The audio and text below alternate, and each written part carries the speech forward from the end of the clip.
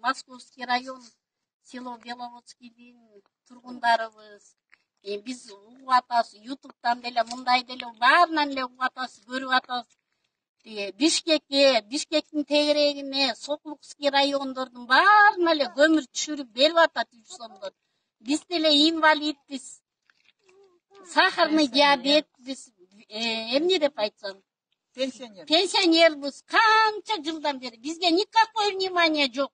Айтсак айткан кишинин оозу жаман. А эмне үчүн Московский районго таратпайт? Ошо эле бир ковшукты биз деле алмакпыз да. Биз мешоктоп көмүр алып келип оокат кылып атабыз. Мына бүгүн келиндер деле алып келиптир, тегеректеги келиндер. 6300 тоннасы бияқта.